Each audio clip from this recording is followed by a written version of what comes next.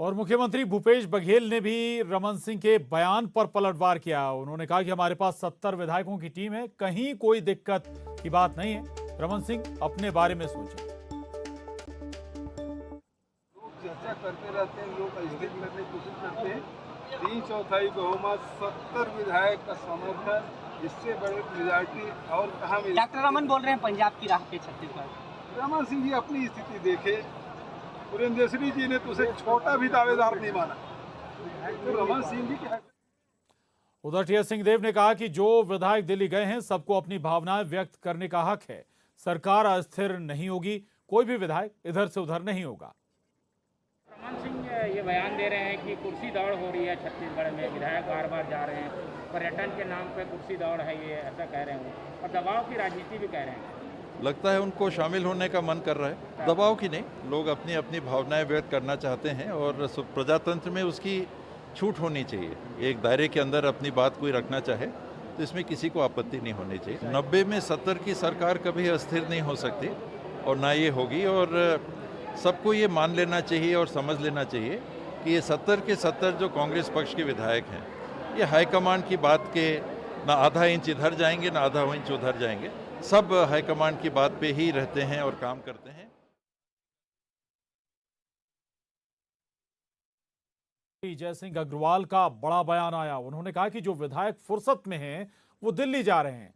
साथ ही उन्होंने कहा कि उनके पास प्रभार के जिले और अपने क्षेत्र के साथ ही विकास के बहुत सारे काम हैं, इसलिए वे दिल्ली नहीं जा रहे हैं।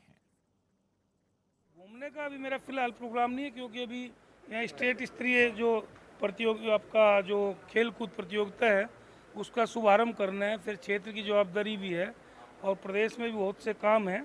तो जिनके पास जो फ्री हैं, जिनको क्षेत्र की अभी आवश्यकता नहीं महसूस हो रही, वो लोग दिल्ली जा रहे हैं। और हमारे साथ अशरफ काजमी दिल्ली से जुड़ रहे हैं, विनोद कुशवाहा बिलासपुर से और ममता रायपुर से हमारे साथ जुड़ रहे हैं। अशरफ, आप तमाम विधायकों से एक एक कर बात कर रहे थे, क्या उस बातचीत में निकल कर आया? एक बात ये हालांकि हास्यास्पद लगती है कि सारे 40 से ज्यादा विधायक व्यक्तिगत काम से दिल्ली दौरे पर आ जाएं। अशरफ,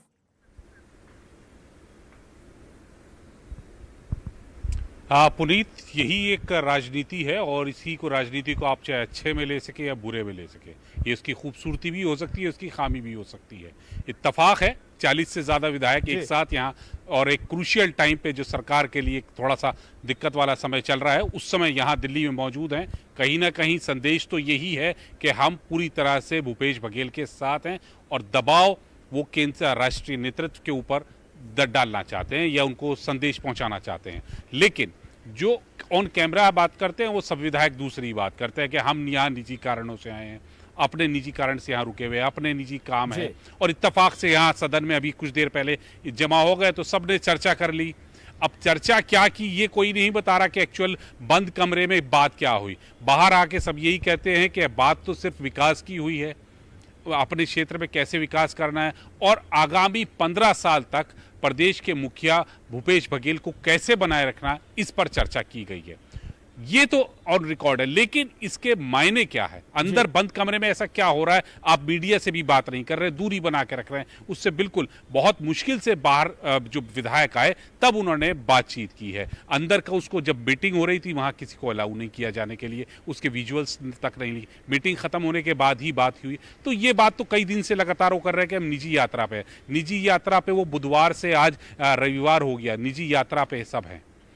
असल वजह आप भी पुनीत जानते हैं और राज्य की जनता भी जानती है कि यहाँ इत्तेफाक से जो नेता पहुंचे हैं वो कहीं ना कहीं राष्ट्रीय नेतृत्व पे दबाव डालना चाहते हैं और एक संदेश ये देना चाहते हैं कि हम कंधे से कंधा मिलाकर। पहला जो परसेप्शन वो यही है कि नेतृत्व पर दबाव बनाने की कोशिश कहीं ना कहीं। ममता हमारे साथ रायपुर से बनी हुई है। ममता, और सूची में या कतार में कितने विधायक, 40 से ज्यादा विधायक तो पहले से दिल्ली पहुंच चुके हैं?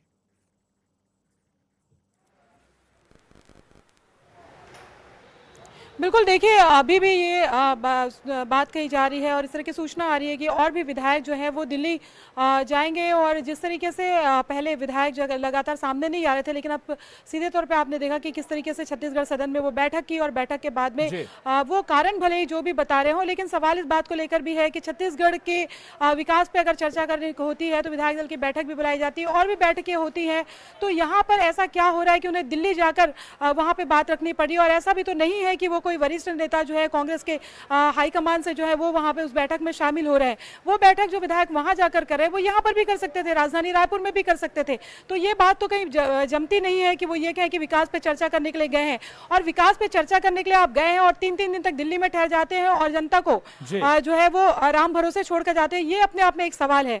दूसरी बात अगर बात कहें तो कुछ लोग ये कह रहे हैं कि निजी कारणों से गए हैं। और जिस तरीके से एक जो विधायक है उनका बयान आया कि वो यहाँ पर गमी के लिए आए थे, लेकिन जब उन्हें पता चला कि यहाँ पर गमी में शामिल होने के लिए आए थे और जब पता चला कि यहाँ पर विधायकों की बैठक हुई तो वो भी आ गई हैं क्योंकि छत्तीसगढ़ के बारे में चर्चा हो रही थी।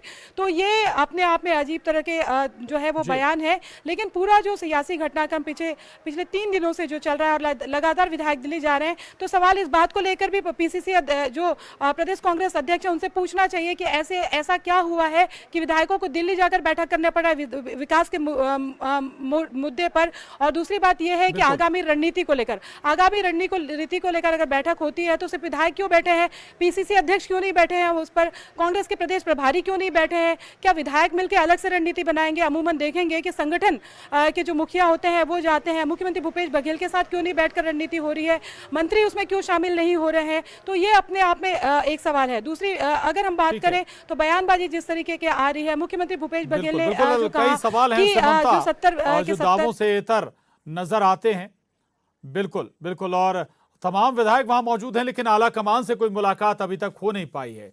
विनोद हमारे साथ बिलासपुर से बने हुए हैं। विनोद, क्या एक्सक्लूसिव आपके पास, और थोड़ा सा ये भी समझाएं कि दूसरा खेमा इस वक्त क्या कर रहा है, मसलन टीएस सिंहदेव? देखिए, दूसरे खेमे की ही बात है, चूंकि जयसिंह अग्रवाल जो है दूसरे खेमे से ही ताल्लुक रखते हैं। और वैसे अगर बात करें प्रशांत, तो बिलासपुर हो या प्रदेश हो, कई गुटों में कांग्रेस जो है इस समय बटी हुई है। और कई जगह पर तो ये आलम है कि कांग्रेस की जो गुटी लड़ाई है वो खुल करके सड़कों पर सामने आ रही है। जब बीते कुछ दिनों पहले विधायक का जो मामला आया था शैलेश पांडे का, कि उनकी खुलकर के बातचीत सामने आ गई थी और उन्होंने कह दिया था कि टीएस बाबा के आदमी होने के चलते उनके खिलाफ एक तरफा कार्यवाही हो रही है। और कल जिस तरह से जिला अध्यक्षों को बदला गया, प्रदेश उपाध्यक्ष को बदला गया, वो भी कहीं ना कहीं गुटीय समीकरण के अंतर्गत देखा जा रहा है। क्योंकि कोरबा, बिलासपुर और जांजगीर में जिस तरह से चेहरे बदले गए हैं वो एक गुट से ताल्लुक रखते हैं। तो ये तमाम चीज़ें हैं कहीं ना कहीं गुट के दायरे में हैं। और फिर आज जयसिंह अग्रवाल का शाम को मीडिया से ये कहना कि जो विधायक दिल्ली गए हैं उनके पास समय है, वो फुर्सत है, मेरे पास समय नहीं, अपने क्षेत्र के काम देख रहा हूँ। यानी ये बात कई तरह के इशारे करती है। सबसे बड़ा सवाल तो ये भी पैदा हो जाता है कि जो 35-40 विधायक दिल्ली जा बैठे हैं उन्हें यहाँ मंथन करने की जरूरत क्यों नहीं महसूस है? अगर सब कुछ सामान्य है पार्टी के अंदर, तो यानी पार्टी के अंदर कुछ भी सामान्य नहीं है, कुछ ना कुछ हलचल चल रही है। और यही वजह कि एक के बाद एक विधायक जो है वो दिल्ली कूच कर रहे हैं, कुछ विधायक जो है वो राजधानी में बने या अपने क्षेत्र में बने हुए हैं। तो इससे साफ समझ में आता है कि कहीं ना कहीं गुटी संघर्ष जो है वो अंजाम तक पहुंचाने की तैयारी में दोनों दलों के दोनों गुटों के जो लोग हैं, विधायक हैं, वो खुल करके सामने आने की तैयारी में हो गए। जी बिल्कुल बिल्कुल, खुलकर और बेबाकी से अब बात भी कर रहे हैं। न्यूज़ 18 संवाददाता लगातार बात भी कर रहे हैं। अशरफ लगातार बात कर रहे थे उन तमाम विधायकों से और खुलकर अब बात भी करने लगे हैं। बहरहाल शुक्रिया आपका अशरफ, आपका धन्यवाद। विनोद, आपका भी शुक्रिया। ममता, धन्यवाद इस पूरी बातचीत के लिए। वक्त एक छोटे से ब्रेक का है।